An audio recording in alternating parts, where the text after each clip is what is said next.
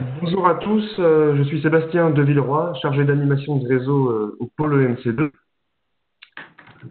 Merci à tous de participer à ce webinaire consacré au croisement entre industrie et numérique.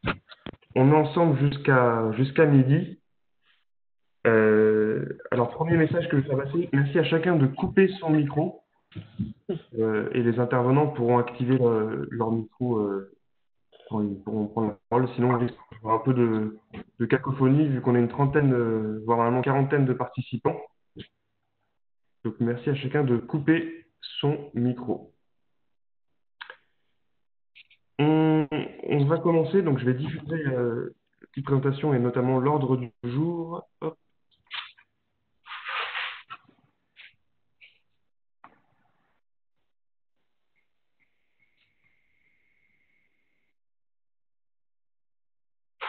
Voilà, donc on va commencer par aborder les apports des outils numériques en cette période de crise avec des témoignages d'industriels que je remercie vivement d'avoir pu se rendre disponible, d'autant plus en cette période particulièrement compliquée. Donc Eric Yvain, directeur général de Saunier Duval. Ensuite, je passerai la parole à Jean-Philippe Laurent, responsable support production et usine à Airbus Saint-Nazaire. Et ensuite, Jean-Baptiste Bernicot, directeur innovation de IDEA, qui, pour le coup, parlera de son expérience de plugin, qui faisait partie des lauréats industriels de la précédente édition. Et enfin, je vous présenterai Plugin 5, avec le calendrier, le fonctionnement, tout ça. Et on se laissera un temps d'échange, bien entendu. Via l'onglet de chat, vous pourrez poser vos questions, vos réactions, et je pourrai éventuellement aussi vous donner la parole. Je vais tout de suite justement donner la parole à Eric Yvain. Oui, bonjour à tous. Vous m'entendez? Oui, c'est parfait. Très bien. Donc effectivement, merci de me donner la parole. Je vais intervenir en tout premier puisque je ne vais pas pouvoir participer à l'ensemble de la réunion. J'ai une réunion avec mes collègues étrangers d'ici une demi-heure. Donc je vais essayer de faire rapidement et vous dire un petit peu l'expérience qu'on a au niveau digitalisation.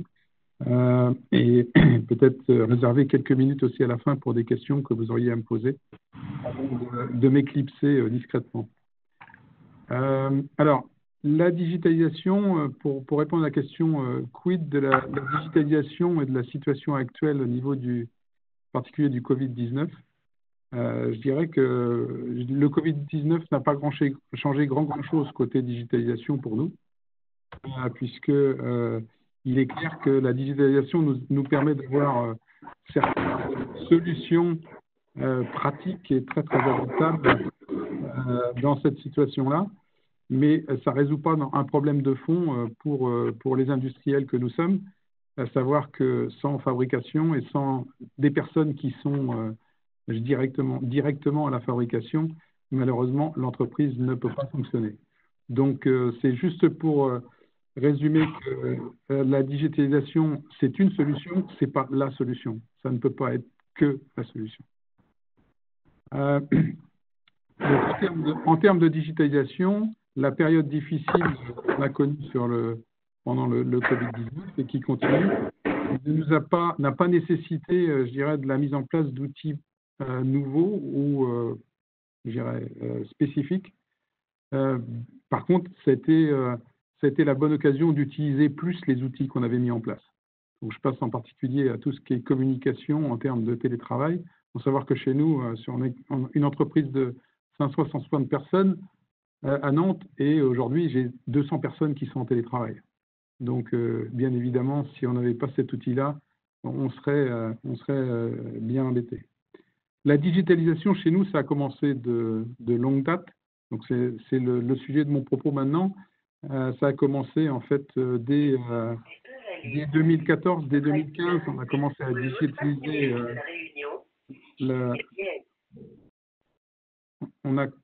à digitaliser l'entreprise et ça s'est traduit en mai 2017 par notre labellisation Industrie du futur. Donc, on était le 4e établissement du Grand Ouest en France à être labellisé Industrie du futur. On était le numéro 33 sur la liste.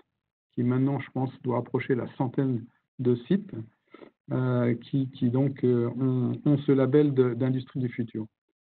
Alors, la digitalisation, pour nous, c'était clair, c'est que ça correspondait à un besoin, et c'est un message que je fais passer en permanence auprès des gens qui commencent à s'y intéresser ou s'y impliquer, c'est que s'il n'y a pas de besoin client, il n'y a pas de digitalisation.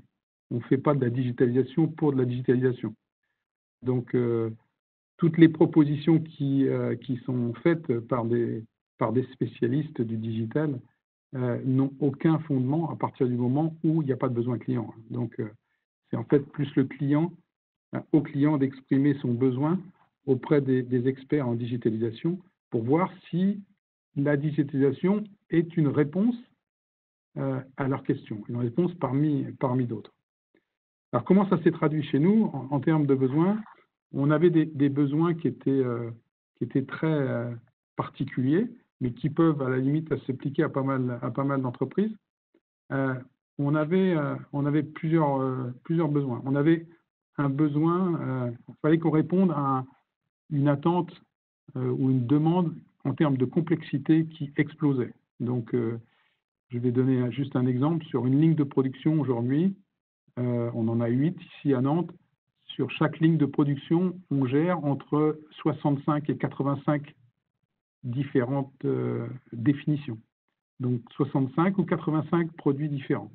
Donc, le digital, c'était un bon moyen de réduire la complexité et je dirais d'assister les opérateurs. Un deuxième besoin, c'était un besoin de flexibilité. Comme on a des changements permanents de produits et puis on a une activité aussi qui est saisonnière, on a un flux d'intérimaires qui est relativement important. Aujourd'hui, on a près de 40% de notre personnel qui est intérimaire. Et dans les périodes de pointe, typiquement l'automne pour nous, on peut arriver à 50, presque 60% d'intérimaires. Et donc, une des grosses questions, un des gros challenges pour nous, c'est comment former ces intérimaires pour qu'ils soient opérationnels très, très rapidement. Là aussi, le digital permet de répondre à ce type de questions. Et puis, le dernier point, c'était la compétitivité. Donc, on fait partie d'un groupe international, un groupe familial allemand qui s'appelle le groupe Vaillant. Et donc, nous sommes en permanence, je dirais, concurrencés par nos collègues étrangers. On a 9 sites industriels dans le monde. On en a un en France, 3 en Allemagne, 1 en Angleterre, 2 en Slovaquie, 1 en Turquie, 3 en Allemagne et 1 en Chine. Et donc, tous les mois, notre équipe est en concurrence avec des collègues slovaques, turcs, chinois, qui ont un certain avantage, on va dire, concurrentiel par rapport à nous. Et donc, la digitalisation, ça nous a permis, en fait, de gagner en efficacité et en particulier de robotiser pas mal de nos opérations. On a effectivement pas mal de robots chez nous. Et du coup, ça nous a fait rentrer à nouveau de plein pied dans la concurrence, dans la compétitivité. Et depuis ces années 2015-2016, on a retrouvé des marchés qu'on avait perdus, des marchés, on commercialise beaucoup de nos produits maintenant en Europe de l'Est, et on n'a pas à rougir de la concurrence avec nos concurrents à ce qu'on appelle low cost. Voilà, quelles étaient les attentes? Alors, comment ça s'est traduit pratiquement chez nous? Ça s'est traduit principalement par la mise en place de ce qu'on appelle un MES, un Manufacturing Excellence System. En quoi ça consiste? C'est qu'en fait, chaque opération dans notre usine est entièrement monitorée. Elle est entièrement suivie. C'est-à-dire que le moindre composant qui est installé sur nos produits est enregistré. L'opérateur qui fait l'opération est enregistré au moment où il le fait. Le produit est lui-même enregistré. Donc, on a typiquement des RFID sur le produit, sur l'opérateur. On est capable de voir les opérateurs qui se déplacent dans l'atelier sur nos écrans d'ordinateur. Et on assiste aussi donc les opérateurs dans ces différentes opérations. C'est-à-dire que l'opérateur ne peut pas se tromper d'un composant. Comme il enregistre tous les composants équipé d'un code barre. Si c'est le mauvais composant qui a été monté, instantanément, la ligne s'arrête.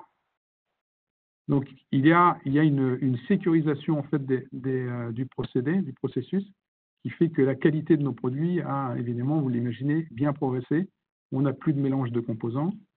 Je vais prendre un exemple très très simple aussi. Quand il faut prendre un composant dans une boîte, eh bien, on va utiliser ce qu'on appelle des pick to light, c'est-à-dire que la ligne va reconnaître la présence de la main de l'opérateur dans la boîte et lui afficher une lumière rouge ou une lumière verte lui disant c'est bien le bon composant ou à l'inverse, ce n'est pas le bon composant.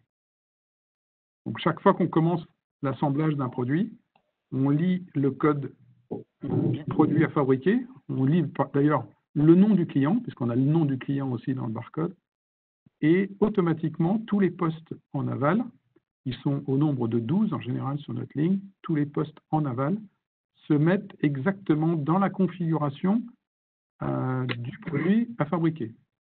Donc, si par exemple on a un produit sur lequel il va falloir mettre un certain nombre de vis avec un couple de serrage, eh bien automatiquement les visseuses vont se mettre au couple de serrage spécifié.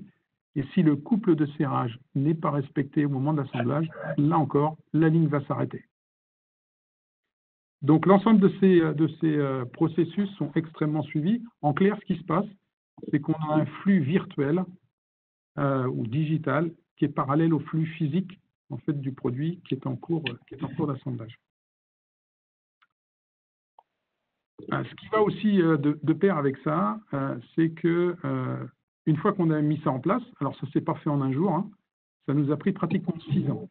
Okay, 6 ans, à raison pour le groupe, puisque c'est une démarche groupe, à raison d'entre 35 et 40 personnes dans le groupe qui travaillaient effectivement ce sujet du Manufacturing Excellence System.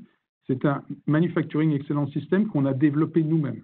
Okay, ce n'est pas un produit acheté. Une fois qu'on a mis ça en place, il a fallu connecter ça avec le reste de l'entreprise.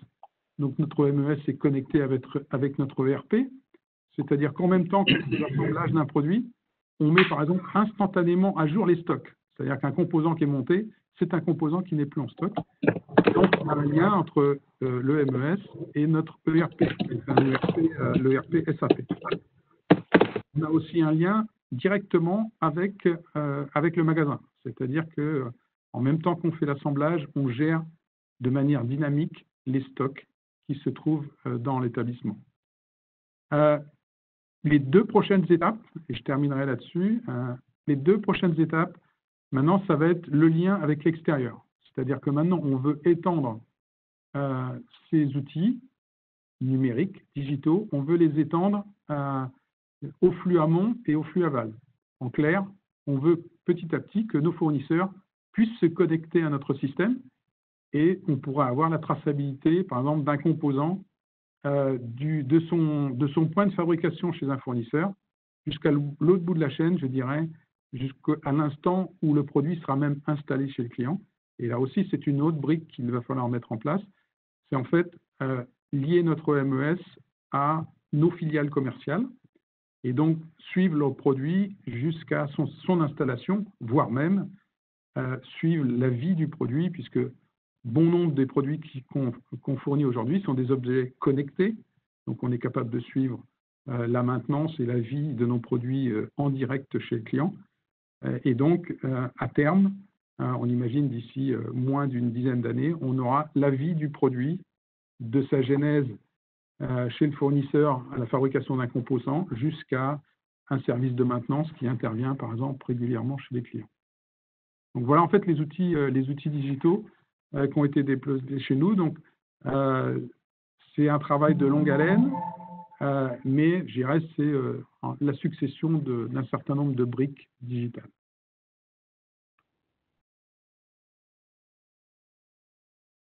Si vous avez des questions, je pense que j'ai à peu près tenu le timing. On avait dit 10 minutes. Oui, c'est très bien. Merci beaucoup, Eric. On peut prendre en effet, alors pas beaucoup de questions, mais s'il y a des questions, allez-y. J'en profite, il y a un message qui est passé. On n'a pas la main pour couper tous les micros, mais merci de vraiment couper votre micro parce qu'on entend encore des bruits parasites. Donc, je compte sur vous.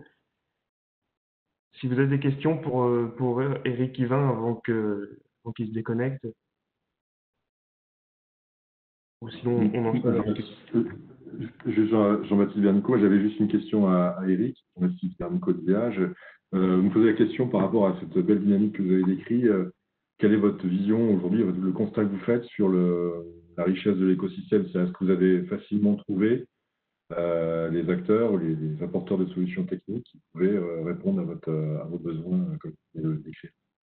Alors, en fait, je l'ai rapidement dit dans mon exposé. En fait, ça a été une démarche groupe. Donc, en fait, ça n'a pas été une démarche locale.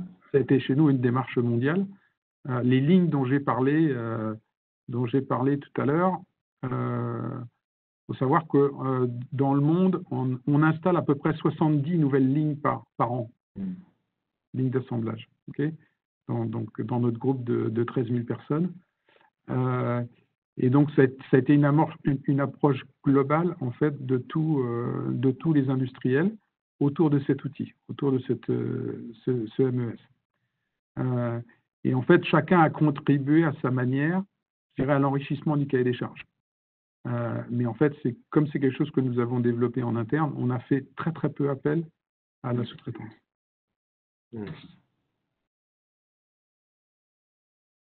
Très bien. Un grand merci, Eric. De rien. Merci beaucoup pour ce témoignage intéressant sur la digitalisation de l'industrie. On va justement, dans la continuité, donner la parole à Jean-Philippe Laurent pour Airbus Saint-Nazaire, donc qui a aussi d'ailleurs été lauréat d'une précédente édition de Plugin. Jean-Philippe, si vous êtes… Très bien. Bonjour à tous. Donc Jean-Philippe Laurent, moi je suis responsable des fonctions de support à la production et j'ai eu par le passé l'opportunité d'être responsable industriel du site d'Airbus de Saint-Nazaire et j'ai entamé cette transformation digitale avec l'ensemble des équipes de Saint-Nazaire, mais pas seulement, parce qu'à l'image de ce que vient de dire Eric, nous on est un grand groupe international et l'ensemble de la digitalisation est piloté via un consortium interne de notre corporate, avec une grande philosophie qui a été initiée dans les années 2015-2016, c'était d'assurer la continuité digitale de l'entreprise, de nos fournisseurs jusqu'à la livraison client, plus le suivi des avions en service. Et ça a démarré autour de cette idée de dire si on pouvait avoir l'ensemble des données connectées qui permettent de suivre nos produits au cours de leur vie, ça permettrait de sécuriser l'ensemble de notre portefeuille et de l'ensemble des produits qui volent, sachant que jusqu'au 17 mars à peu près, on avait environ 10 000 avions qui volaient dans le ciel et malheureusement depuis, on n'a quasiment plus rien, parce que le marché aéronautique a sombré avec l'épidémie et je crois qu'aujourd'hui, il y a entre 10 et 14% des avions au niveau mondial qui volent et on ne sait pas combien de temps ça va durer. Ça va sans doute revenir progressivement, mais on ne sait pas encore très clairement comment ça va se profiler. Alors pour nous, la digitalisation, c'est un petit peu à l'image de Saunier Duval, c'est-à-dire qu'on a imaginé un process dans sa globalité. On a concentré quand même notre activité autour de 3 grands thèmes. C'était le bureau d'études, l'atelier et la partie client. La partie client qui s'est constituée autour d'un grand, ce qu'on appelle les data lakes, où on a mis l'ensemble des données et qui permettait de suivre l'ensemble des produits. La partie digitalisation sur l'engineering, elle a commencé depuis de nombreuses années avec les systèmes PLM qu'on a pu développer et essentiellement avec Dassault Systèmes autour de Katia. Et puis, on avait un grand vide, c'était toute la partie shop floor et industrielle dans les usines. Et c'est ça qui a été vraiment le cheval de bataille d'Airbus entre 2016 et 2020. Il se trouve que Saint-Nazaire a été assez précurseur puisque sur l'ensemble des 11 sites de production des avions qu'on a à travers l'Europe, on était le site pilote sur beaucoup de cas d'application et en particulier celui qui a été souligné par Eric sur le MES, où nous, on a développé une solution, alors pas maison, on s'est fait aider de la société SAP puisque l'ensemble du système informatique d'Airbus est basé sur SAP. Donc la solution a été customisée quand même pour les besoins de notre entreprise. Depuis la mi-2019, l'ensemble de l'usine d'Airbus à Saint-Nazaire est équipé du système MES développé et l'ensemble des opérateurs de production jusqu'au management de l'usine peut utiliser ce système MES pour suivre à un instant donné l'avancement de la production, compagnon par compagnon, pièce par pièce, section assemblée au cours du temps. Et c'est vraiment un outil prodigieux puisqu'on a aujourd'hui déjà quasiment plus de papier dans l'atelier. Et ce système MES n'est pas là que pour surveiller l'avancement du travail, mais aussi pour gérer les équipes. Puisqu'on nous, avec le système MES, on gère les congés, les absences, la disponibilité, tout ce qui est en don, donc tout ce qui est non-conformité, et puis tous les problèmes logistiques. Alors c'est la limite de notre système aujourd'hui, c'est qu'il n'est pas relié directement à notre système ERP. Et l'ensemble de la planification, plus tout ce qui est synchronisation avec le système logistique, n'est pas connecté au MES. Alors c'est quelque chose sur lequel on est en train de se pencher, parce qu'aujourd'hui on voit la limite de notre système, ça permet de bien gérer la production, et franchement de ce côté-là on n'a pas de problème, mais la limite c'est la synchronisation avec toute la filière logistique d'approvisionnement des pièces. Donc là on a un gros projet qui est initié depuis à peu près 6 mois pour pouvoir connecter dans les 2 ans qui viennent notre système MES avec notre système logistique. Le Covid a vraiment bousculé les choses, puisque nous, le 17 mars, les usines d'Airbus en France ont été fermées. Le 23 mars, par contre, on a décidé de redémarrer. Alors, le pari de redémarrage dans les conditions du confinement, c'était assez osé, on va dire, quelque part, puisqu'on est quand même un site de 6500 intervenants, avec 3000 personnes d'Airbus, mais aussi un peu plus de 3000 personnes qui sont des partenaires quotidiens de notre activité. Et on a voulu redémarrer en sécurisant au maximum les personnes. Alors, je vous dirais que le digital, ce n'était pas notre problématique et notre préoccupation. Et en réfléchissant un petit peu sur la question qui était posée, je me suis dit, mais finalement, c'est parce qu'on a un niveau de maturité digitale qui nous a permis de redémarrer. Alors, je m'explique, c'est que si on n'a pas eu ce souci-là, c'est que quand on a voulu redémarrer nos chaînes de production et l'usine le 23 mars, finalement, notre système informatique et digital sur le site était suffisamment mature et les gens se l'ont suffisamment approprié pour que ça soit vraiment un outil qui nous aide à redémarrer. Alors, j'ai bien entendu ce que disait Eric tout à l'heure sur le fait que ce n'est pas le digital qui produit des avions, ce sont les gens, ce sont les compagnons, mais s'ils n'ont pas les outils pour travailler, c'est comme un menuisier qui n'aurait pas son rabot ou son marteau, de toute façon, il ne pourrait rien faire. Et nous, aujourd'hui, les outils digitaux, c'est comme les outils de production, que ce soit une perceuse, une visseuse, un moyen de monter un système, ça fait partie de nos outils de travail. Alors, il fallait quand même qu'on ait un minimum de systèmes informatiques qui fonctionnent. On n'a pas eu de problème là-dessus. Par contre, ce que l'on a remarqué, c'est une recrudescence des cyberattaques. Ça, c'est des communications qui nous ont été faites par notre centrale à Toulouse Informatique et on a eu quand même une grosse vigilance pendant les premières semaines de reprise d'activité. Pourquoi? Parce qu'on avait beaucoup de gens qui étaient connectés de chez eux au système informatique d'Airbus et les conditions d'application du télétravail par rapport au dimensionnement du système informatique d'Airbus a nécessité qu'on soit très très vigilant sur les risques d'intrusion et d'attaque virale. Alors, ça aurait été dommage qu'en même temps qu'on ait un virus humain, on soit contaminé par un virus informatique. Je pense que là, ça aurait été la catastrophe. Et je peux vous dire que la situation d'Airbus en ce moment est quand même assez compliquée. Alors, les gens chez nous, ils sont connectés au travers de leur ordinateur, pour ceux qui peuvent en avoir, l'ordinateur portable, mais on a fait une grande dissémination de téléphones portables à l'ensemble des salariés depuis 1 an, ce qui fait qu'on a gardé le contact avec les personnes, même si elles n'étaient pas sur leur poste de travail, parce qu'on a démarré avec environ 500 personnes à la fin du mois de mars. Là, on est à peu près 2500 sur le site. Mais ça a permis aussi de garder cette connexion entre les personnes qui ne pouvaient pas physiquement travailler, puisqu'elles avaient leur outil de travail est sur site, et puis les personnes qui étaient en télétravail. Pour nous, c'était vraiment essentiel. Ne pas perdre le lien entre les salariés qui étaient confinés chez eux et le redémarrage de l'entreprise et la reprise progressive de l'activité, c'était un élément essentiel. Et on a pu le faire grâce à tout ce qu'on a mis en place au niveau de la connectique et des moyens de communication qu'on a mis à disposition des salariés. Et aujourd'hui, sur le site, on a environ 95% des gens qui sont équipés avec des smartphones professionnels, que ce soit des compagnons jusqu'au directeur de l'usine. Donc ça, c'était vraiment essentiel. Alors, on a vécu une petite péripétie pendant notre confinement parce que Airbus a décidé de migrer de la suite Windows Microsoft Office vers Google Suite. Et il se trouve qu'une grande partie des gens ont migré pendant le confinement. Bah, quelque part, c'était une opportunité pour nous. Les gens se sont appropriés les outils du changement et ça leur a permis de continuer à travailler les uns aidant les autres. C'était assez épique, mais finalement, ça s'est plutôt bien passé.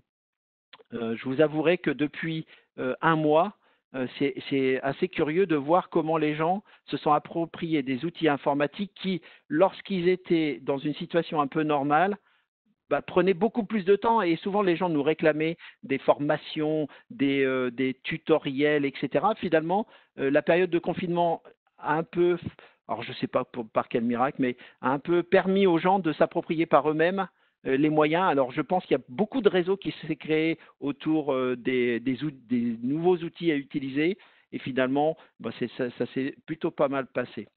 Depuis une semaine, là, on est à peu près à 50% de l'activité qu'on avait avant l'interruption. Notre système digital, aujourd'hui, est vraiment opérationnel. Ce qui nous manque maintenant, et j'en parlais tout à l'heure sur la continuité avec le système logistique. Donc là, c'est vraiment des efforts sur lesquels on va concentrer notre activité, que ce soit sur la partie planification ou la partie distribution logistique. Il y a un autre élément aussi, c'est la géolocalisation. Alors, la géolocalisation, on a beaucoup d'éléments sur le site, que ce soit des outillages, des pièces. Alors, on n'est pas aussi avancé que Saunier Duval sur le sujet. Aujourd'hui, on a un peu de mal à être capable d'identifier clairement quelle pièce est montée sur quel avion, d'un point de vue digital, hein, pas d'un point de vue, comment je veux dire, processus, il n'y a pas de problème, on sait exactement ce qui est monté. Mais la digitalisation de ce système-là, plus la localisation des pièces et des éléments, que ce soit des sections d'avion ou bien les outillages, là, on n'est pas encore très, très avancé sur le sujet et ça fait partie des challenges qu'on a à relever pour les années qui viennent. Voilà. Donc pour nous, le digital, c'est pour ça quelque part, ça commence à être ancré dans le mode de fonctionnement et les outils de l'usine, hein, et c'est plus regardé comme l'usine du futur. Pour nous, ça fait partie du présent. Même si on a encore des choses à faire, on est passé, alors on n'est pas au tout automatisé, et puis on sait très bien que de toute façon, avec ce qui est en train d'arriver aujourd'hui, le tout automatisation, pour nous, ça n'aurait pas vraiment de sens. Et moi, j'ai bien aimé l'approche qu'a exposée Eric tout début. Il faut qu'il y ait une demande client. On s'est rendu compte que digitaliser pour digitaliser, quelque part, ça pouvait même être contre-productif si votre client ou si le client juste après la ligne d'assemblage n'avait pas intégré dans son système le fait d'avoir une opportunité à la digitalisation. Donc il y a un gros travail à faire entre ce que vous faites vous en tant qu'opérateur de digital et le service que vous pouvez apporter au travers de la digitalisation. On a même des secteurs où on s'est même posé la question de savoir s'il ne fallait pas revenir un petit peu en arrière parce que finalement ça n'apportait pas de valeur ajoutée. C'était de la non-valeur ajoutée en plus quand le système tombait en panne ou quand le système ne pouvait pas être supporté. Moi, j'ai comparé ça à l'introduction du tout électrique dans le monde industriel dans les années 80 ou 90. Le jour où on a mis beaucoup de groupes électrogènes en place pour le jour où il y avait une coupure d'électricité, être capable d'assurer la continuité électrique. Et on est dans la même situation aujourd'hui avec le digital. Le jour où votre système digital plante, vous n'avez plus de production, hein, c'est stop, ça s'arrête net si tout est connecté. Donc il faut garantir cette continuité du service et que ça n'apporte pas de non-valeur ajoutée ou trop de dysfonctionnement. Et on a eu, nous, par exemple, à gérer des problématiques liées au Wi-Fi. Dans les avions, ça fait un peu caisse Faraday. Les ondes Wi-Fi ne passaient pas. Ça a été un vrai challenge pour nous à relever. Et sans démultiplier les bornes Wi-Fi un petit peu partout. Bon, on est en train d'étudier des alternatives aujourd'hui, mais c'est des questions qui se posent et qui sont pas forcément faciles comment je veux dire, à relever ou à dédouaner. Voilà. Voilà un petit peu la situation. Donc nous, on est très contents de notre système digital qui ne nous est pas posé de problématiques pendant le Covid et il nous a même apporté beaucoup de support. Et je pense que si on ne l'avait pas eu dans l'état dans lequel on l'a aujourd'hui, on n'aurait pas redémarré l'activité comme on l'a pu la redémarrer. Et voilà, je m'arrêterai là. Ah, on ne t'entend pas, enfin au moins. Merci Jean-Philippe, vous m'entendez? Donc un grand merci. On va enchaîner avec le témoignage de Jean-Baptiste Bernito d'IDEA. On gardera les questions pour la fin, si vous le voulez bien. Très bien, bonjour. Tu me donnes combien de temps? Il faut recontracter un petit peu ou en termes de timing? Ça va durer 10 minutes. Bonjour à tous, j'espère que tout le monde se porte bien. Donc nous, IDEA, on est un acteur de la logistique indépendant. Notre boulot, c'est d'accompagner des industriels qui font la petite moyenne série. On est sur les secteurs de la défense, de l'aéronautique, de la construction navale et de l'énergie.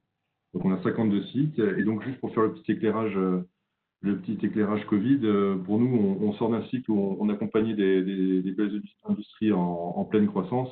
Là, on va retrouver des choses qu'on a déjà su faire par le passé, mais on rentre dans une logique d'accompagnement de secteurs qui sont plutôt en contraction, en tension, ou en tout cas avec une perte de visibilité. Donc, ça, c'est pour nous l'effet Covid, c'est de pivoter sur ces aspects-là. Donc, du coup, en résumé, nous, le Covid, c'est à la fois mettre le pied sur le frein par rapport à nos opérations, parce que vous imaginez que sur nos métiers de magasinier, de transporteur routier, de pontier et lingueur, l'effet du Covid, c'est directement de la baisse d'activité. Donc, on est à la fois à mettre le pied sur le frein sur toutes nos activités en essayant de ne pas caler, c'est-à-dire de garder nos compétences, nos moyens spécifiques pour pouvoir continuer à assurer une continuité de service à nos clients. Et paradoxalement, en même temps, le Covid-19, c'est plutôt nous inviter à mettre l'accélérateur sur tout ce qui est projet innovation. Donc, pourquoi? Parce qu'en fait, on a plein de raisons surtout, et c'est très, très clairement dit et à nos clients et en interne, les temps chahutés qu'on est en train de connaître.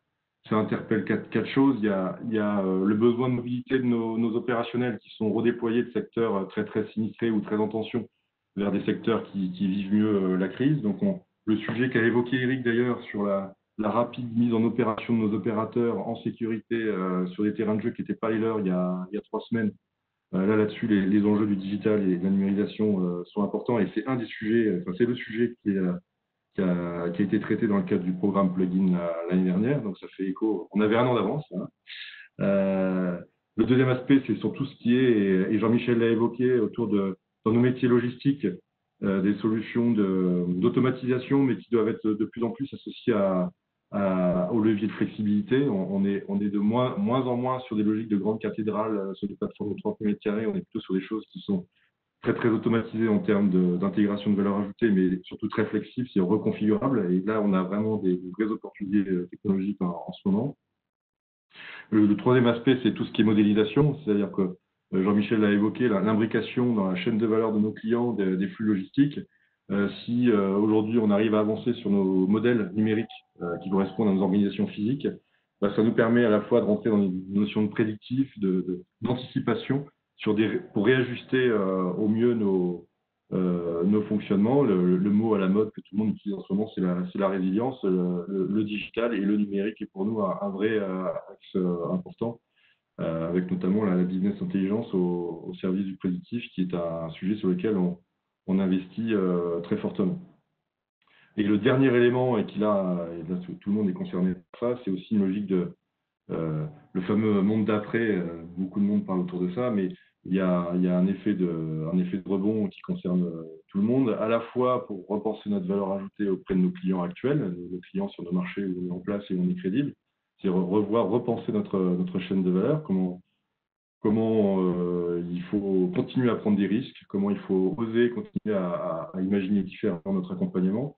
Mais c'est aussi une période qui est plutôt propice à s'ouvrir à des rebonds en termes de marché, c'est-à-dire viser d'autres marchés Là, nos dernières expériences dans le domaine de la logistique urbaine ou dans l'envie qu'on a d'accompagner la logistique de chantier sur l'île de Nantes dans les prochaines années, c'est des sources d'inspiration qui sont plutôt utiles. Donc voilà, on met le pied sur le frein pour certaines activités opérationnelles, mais on est surtout d'un point de vue stratégique au niveau du comité de direction et de l'ensemble des managers à mettre le pied sur l'accélérateur sur l'innovation.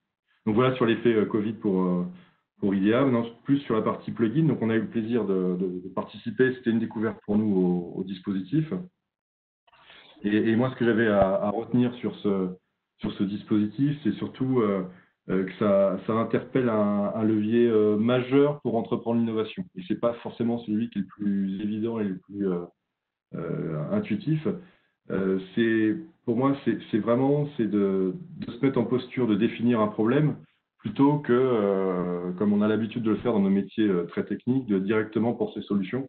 Et donc, la posture que nous impose le dispositif plugin, c'est de réfléchir un peu dans la démarche Lean Startup, de dire c'est quoi pour moi le problème qui justifie que j'y consacre du temps et sur lequel j'ai vraiment tout intérêt à accélérer. Donc nous, industriels, de dire on n'est pas là pour dire je veux telle solution, mais on est là pour dire voilà quel est mon enjeu et quel est mon défi et quel est mon problème majeur. C'est déjà un premier élément du programme plugin qui permet de changer de posture. Et la deuxième aspect, et là on le comprend bien dans ce type de parcours-là, c'est que IDEA a beau être une entreprise qui croit bien et on fait des beaux chiffres d'affaires, il faut aussi se dire qu'on n'est pas une start-up. C'est-à-dire que on a beau mettre des baskets, c'est pas nous qui allons avoir la capacité à avoir à la fois la veille et la connaissance pertinente du potentiel du numérique et des opportunités digitales. On n'a pas dans notre quotidien les radars qui sont branchés sur les bons sujets. Et donc pouvoir s'ouvrir à un écosystème, et là on est vraiment sur le cœur des missions du MC2 et du dispositif plugin, c'est s'ouvrir à un écosystème qui en plus est particulièrement riche dans notre région, et en plus est plutôt correctement animé avec vraiment la dynamique notamment de MC2, mais pas que.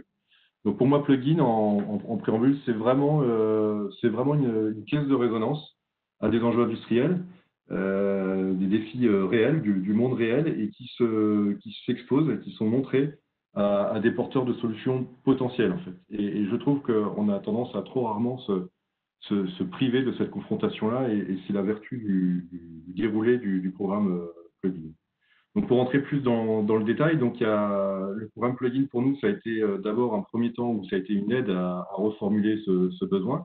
Là aussi en contrant notre tendance naturelle à penser solution. Donc là le coaching autour de ça était très pertinent. Et pour nous le sujet, ça a été un sujet que d'ailleurs a particulièrement bien évoqué Eric, c'est de dire qu'on est sur des métiers où les filières ne sont pas toujours constituées. Si je parle du métier de l'emballage ou certains métiers de manutention, il n'y a pas d'école, il n'y a pas forcément de filière. Donc, le temps de mise en opération de nos salariés ou intérimaires dans un temps court et surtout dans le respect des conditions de sécurité, c'est un vrai enjeu.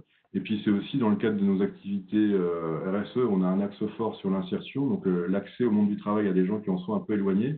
Donc, tout ce qui est autour du digital permet de rendre facile l'accès à un poste, a été l'axe qu'on a retenu et qu'on a travaillé avec Plugin. Donc en résumé, en illustration basique, c'est de dire, voilà, on maîtrise bien nos gammes d'emballage, par exemple, sur la constitution, nos débits de bois pour faire des caisses bois, mais on n'a pas le mode d'emploi IKEA, par exemple. On n'a pas le mode d'emploi Lego, et le premier opérateur, le premier jour qui arrive sur son poste, il est un peu isolé, et il va faire les premières boulettes, et c'est une vraie perte de temps, de valeur ajoutée, et c'est une pression mentale pour les gars qui est très conséquente. Donc le deuxième point, ça a été, et là c'est pas forcément facile, c'est on a soumis ça, et donc on lance ça auprès de gens qu'on ne connaît pas, qui ne nous connaissent pas, et il y a une infusion, et là, nous, on perd un peu la main là-dessus, donc il faut aussi apprendre à perdre la main en ayant confiance aux équipes de plugin. Donc ça, c'est un temps où on ne contribue que très peu. Et après, il y a le retour. Il y a le retour avec un format qui est une journée très dense où l'ensemble des 6 ou 7 lauréats industriels voit passer en revue l'ensemble de ce qui a émergé dans l'écosystème digital de la région. Donc, c'est déjà notre besoin de voir là où ça ne prend pas, ou là où ça a fait un pivot, une reformulation par rapport à des solutions. Donc, en un temps très court, sur format de pitch, ça permet d'avoir une piqûre très, très intense sur ce que sur le champ des possibles dans le domaine du numérique. Et en même temps, ça c'est le bonus qu'on n'avait pas forcément vu, c'est d'entendre des startups ou des acteurs qui présentent des solutions à des problèmes d'autres confrères industriels.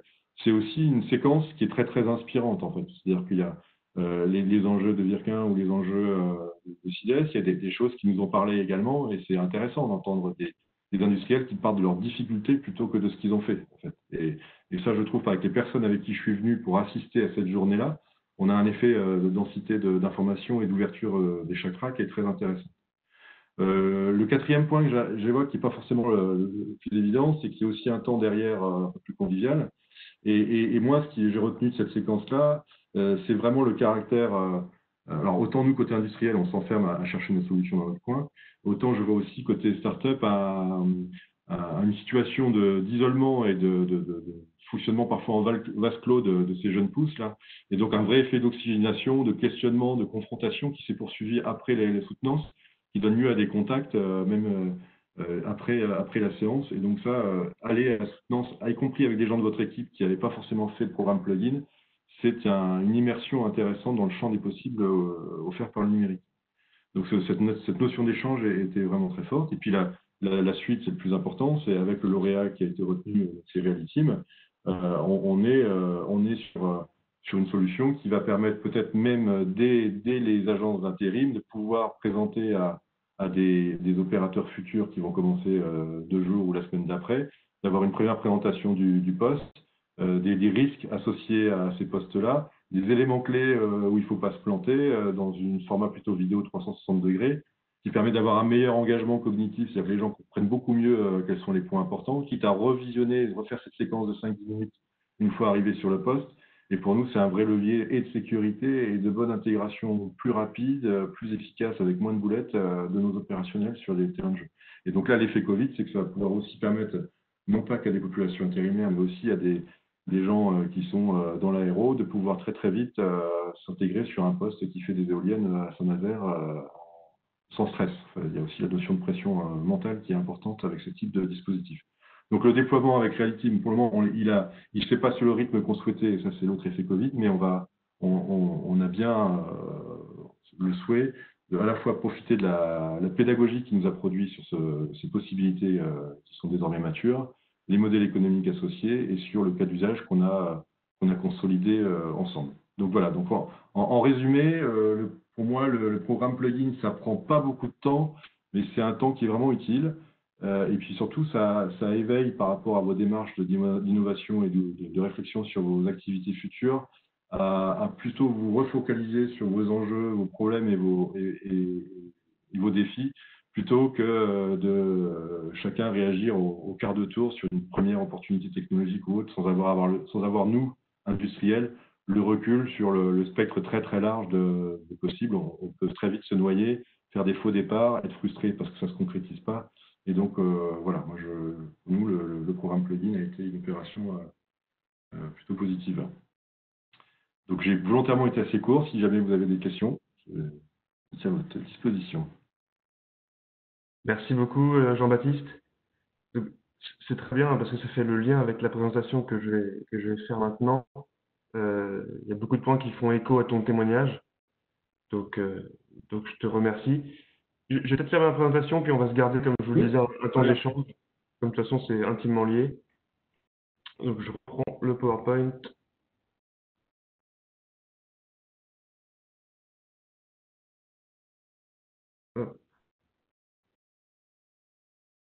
Voilà, donc je vais vous présenter le dispositif plugin et son ADN.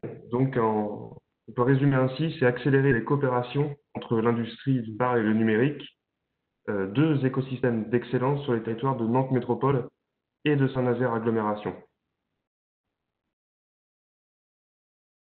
C'est une initiative de Nantes Métropole justement et de Saint-Nazaire Agglomération, la CAREM, qui est opérée par le pôle MC2 depuis le début, en 2016, quand ça a été lancé. Là, on en est à la 5e édition. On a l'appui de Atlampol et de la CCI Nantes Saint-Nazaire. Et nos partenaires sont ADN Ouest, Images et Réseaux, La Cantine, l'IRT Jules Verne et le réseau French Tech, notamment implanté à Nantes et Saint-Nazaire-la-Baule. Et on verra aussi qu'on fait le lien avec toute la région, puisque les solutionneurs, pour le coup, peuvent être implantés n'importe où en région Pays de la Loire. À noter également que Plugin est partenaire du dispositif Résolution, qui est porté par la région Pays de la Loire. Il y a plusieurs thématiques dans Résolution, et celle pour laquelle on fait le lien est la thématique industrie du futur, bien sûr. Donc là, vous pourrez aller voir aussi sur leur site, ils vont lancer en juin la nouvelle édition. Et en fait, un des binômes de plugins est lauréat automatiquement de résolution. Donc ça aussi, ça peut être intéressant, notamment pour le solutionneur qui va disposer de moyens pour développer sa solution auprès de l'industriel. Le planning. Donc là, comme vous pouvez le voir, on en est à la première étape, le recrutement d'industriels. Donc on a lancé ce qu'on appelle l'AMI, appel à manifestation d'intérêt, le 22 avril. Et donc, on clôturera, si tout va bien, mais on est bien parti, les candidatures le 5 juin. Suite à ça, on aura l'accompagnement des industriels, justement pour qu'ils puissent formaliser leurs besoins, faisant appel au numérique. Donc ça sera cet été. Ces besoins seront la base de l'appel à solutions lancé pour les entreprises du numérique, comme je vous le disais, de toute la région Pays de la Loire, donc du 18 septembre au 26 octobre. Et comme le disait également Jean-Baptiste, le moment clé, le temps fort de plugin, c'est la session de pitch, donc là qui est programmée le 27 novembre, où les entreprises du numérique présélectionnées en copie le plugin pourront pitcher leur solution devant l'ensemble des industriels. Et enfin, j'approuve ce que dit Jean-Baptiste. C'est intéressant ça prend du temps puisque c'est une journée pour l'industriel, c'est d'assister à l'ensemble de ces pitchs. Mais par expérience, on a pu voir que beaucoup de croisements se faisaient. Et au-delà des répondants, en tout cas, il y a d'autres connexions qui peuvent se faire et qui peuvent déboucher sur des projets. Et suite à ça, suite à la session de pitch, des binômes industrie et numérique sont formés. Et on demande dans le cahier des charges qu'il y ait à minima une réunion qui puisse se faire d'ici mars 2021. Et souvent, il y en a bien plus que ça qui se font et, pour démarrer le travail sur le besoin retenu. Donc, on en est, comme je vous le disais, à l'étape 1, la candidature des industriels. Donc, qui peut candidater? Là, parmi les connectés, je sais qu'il y a des industriels qui correspondent au profil. Il y a aussi des entreprises du numérique, donc vous, ça vous concerne moins, mais c'est toujours intéressant que vous ayez une vision du process. Donc, tous les industriels qui disposent d'un site de production implanté sur le territoire de Nantes Métropole et de Saint-Nazaire Agglomération peuvent participer à Plugin. Il faut quand même qu'il y ait une motivation, bien sûr, et une envie d'explorer ce que le numérique peut apporter à vos produits, vos services, vos clients, vos collaborateurs ou vos process. Vous voyez, on voit vraiment le numérique d'une façon très très large. Et je ne doute pas qu'en cette période de crise, de déconfinement, qui n'est pas intégrale, il y ait vraiment des problématiques numériques auxquelles vous avez été confrontés. Et je pense que Plugin peut permettre d'y répondre. Sur l'accompagnement des industriels, il y a un nouveau parcours qui est né. On est parti du constat qu'il fallait faire évoluer ce process.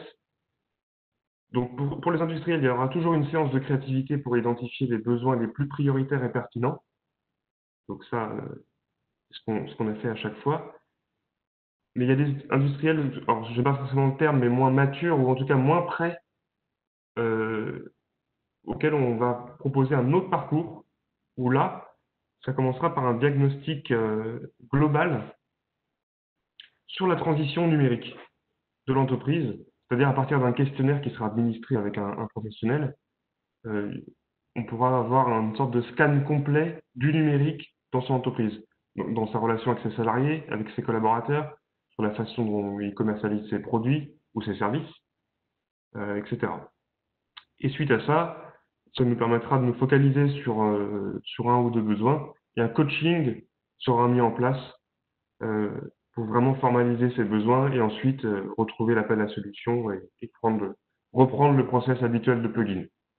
Ça, c'est une vraie nouveauté et je pense que c'est vraiment un plus pour l'industriel, rien que bénéficier de ce diagnostic que moi-même j'ai testé, ça permet vraiment d'avoir un compte rendu assez exhaustif et je pense intéressant pour voir sur quel levier on peut intervenir. Et voilà, comme je vous le dis, l'objectif c'est d'avoir un ou deux besoins qui sera la base de l'appel à solutions pour l'ensemble des entreprises numériques Pays de Loire. Je vous ai mis quelques chiffres qui sont assez parlants, parce qu'intégrer plugin, c'est rejoindre une communauté. Tout ça, vous pouvez retrouver ces informations bien sûr sur le site plugin-now.fr. Aujourd'hui, on a 39 membres industriels et numériques des précédentes éditions. Donc à la fois des PME industrielles, des grands groupes comme Airbus, hein, on a cité, tout un tissu de PME, des ETI et bien sûr des startups et PME du numérique. On a fait un sondage auprès de nos industriels précédents, des précédentes éditions de plugin. 96% d'entre eux le recommanderaient pour d'autres industriels. Donc on voit que ça correspond aux attentes. Et encore une fois, Jean-Baptiste, hein, décidément, qui a bien fait passer les messages, ça ne prend pas forcément énormément de temps, puisqu'on a calculé que ça prenait 2 jours en moyenne pour formaliser vos besoins et préparer votre collaboration avec l'entreprise de numérique. Donc on ne compte pas bien sûr après vos rendez-vous que vous aurez avec l'entreprise de numérique, qui appartiennent, ça c'est votre gestion personnelle je dirais, mais en tout cas le dispositif plugin c'est 2 jours en moyenne. Donc assez léger et on peut vite s'y retrouver. Pour finir, avant de passer aux questions-réponses ou à vos réactions, je voulais vous donner quelques success stories. Alors, on en a une avec IDEA. On en a aussi avec Airbus Saint-Nazaire et éventuellement Philippe pourrait reprendre la parole puisqu'il y a une belle collaboration qui s'est faite avec Invirtus et un nouveau contrat a été signé. Donc là, en fait, c'est intéressant parce que le projet initial pour Airbus Saint-Nazaire n'a pas été celui qui a débouché sur un projet. Mais là, l'idée, c'était le suivi de vélos sur site. Airbus Saint-Nazaire a 250 vélos. Et avec Invertus, ils ont mis en place plusieurs indicateurs, KPIs, pour calculer le nombre de trajets, les kilomètres parcourus, la maintenance, etc. Et en fait, c'est un pilote pour d'autres types de matériel plus critiques, à savoir l'outillage. Et donc là, ça suit son cours et on va évoluer vers ces projets. Ça, c'est intéressant. Je peux vous citer également ABC Pliage, qui avait travaillé avec The Tribe pour automatiser le processus complet de demande client à partir du site internet. Donc là, j'ai des nouvelles assez fraîches. Donc la crise a un peu mis un stand-by, mais ça va vite reprendre. Et une V1 du projet devrait voir le jour en juin. Donc ça va venir vite. Sur Multigraphic et Feelings, donc là, l'idée, c'était de travailler sur la simplification du dossier. Et là, le projet est remonté au niveau du groupe et devrait redémarrer avant l'été pour se conclure avant la fin d'année. Là, qu'est-ce que je peux vous dire d'autre? Donc, Reality Media, on en a parlé. Dans la première édition aussi, il y avait eu une collaboration intéressante avec Espace et Ecobot. Alors, c'était pas un binôme, mais en fait, ils se sont rencontrés dans une learning expédition qu'on a organisée à Seattle sur l'industrie numérique, qui se faisait aussi dans le cadre de plugins. Et en fait, au fil des échanges, ils ont pu travailler aussi sur un projet lié à plugin. J'en arrête là, j'ai fait court. Ce que je vous invite vraiment à faire, c'est de consulter notre site qui retient toutes les informations, plugin-now.fr. Je vous livre aussi mon contact